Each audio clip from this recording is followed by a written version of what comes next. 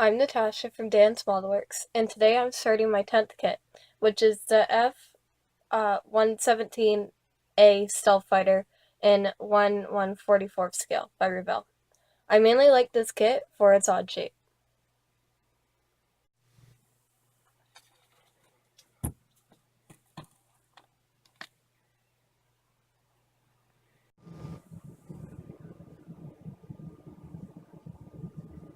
I finished the cockpit, so the instrument panel decals and the seats in, just to touch it up a little bit.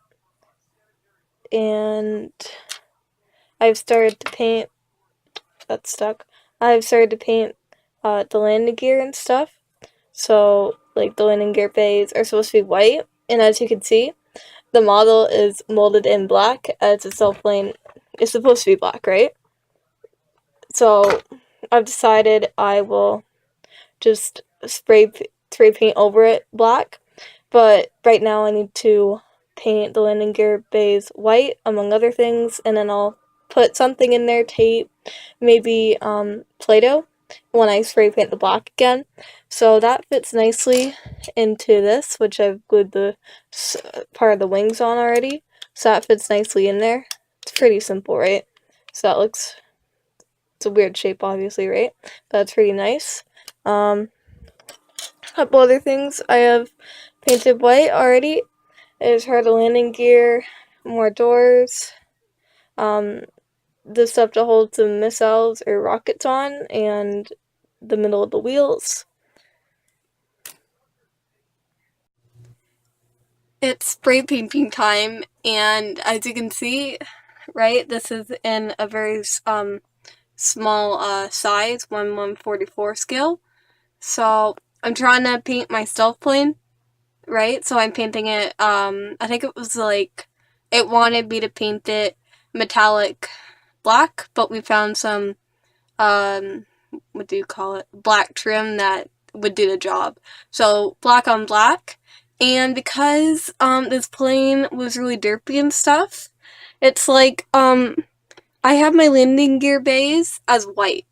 So I put some Play-Doh in there and to use as masking tape, and then I figured that, oh no, there's no place, like there's no hole that I can put the rod in.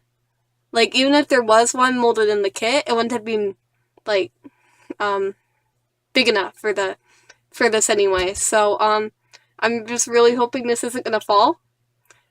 And just in case, I don't think that's gonna do a lot, in case it falls in there, but that's not gonna do anything. It's gonna be bad anyway. So as a sacrifice, every time I've been spray painting, I've been holding this, and as you can see, I'm like goth now or something, so I hope it's worth it. So it's kind of hard to see, but there's one last decal I need to put on, which is that one. It's gray on like blue paper, and I just took it out of the water, so it's hard to see. But this is the last decal I need to put on, and I'm confused where it goes. So as you can see, well, you can't see the instructions, but you can see the decals aren't going well on. It's really uneven. All of them are falling off. I need to put gloss coat on soon. But my best, so it's not very clear in the instructions or on the box where this decal goes. So I'm just going to guess that it goes right here on this part of the canopy. So I'm just going to put that on. No, that definitely doesn't match the picture on the box. Right? That doesn't, like, so for most of the decals, I have struggled because I've looked on the instructions and they're not very clear either. So if you see,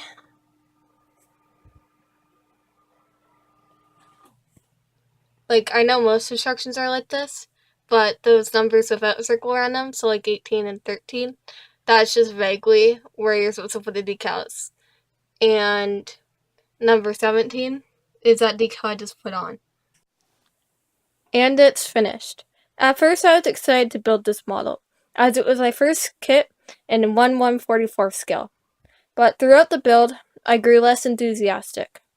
I've learned that 1/72nd scale is as small of a scale as I'll go. I found the pieces were a little too small and finicky for me. At the beginning, I had a choice. I could choose not to spray paint the model, as it was already molded in flat black. But I chose to use a black chrome trim, which had a metallic hue to it. I think it looks nicer than it would have done if I'd left it as it was. Though, as you'll notice, the landing gear bays, the doors, and the landing gear themselves are painted flat white. That was an annoying process of layering many coats on top of each other so I could get that color without it being black.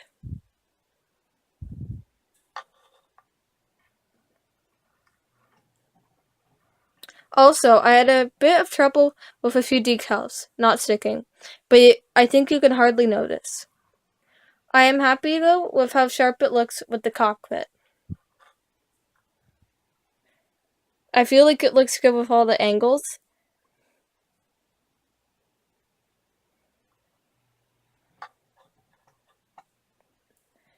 What surprised me was how easily the landing gear doors and the landing gear themselves went in, seeing as I had accidentally put too much paint on. Thus, I wiped out all the details accidentally and they were a little more clumpy. But all in all, I'm satisfied with how my Revell F-117A stealth fighter in 1/144 scale turned out. Thanks for watching and keep on modeling.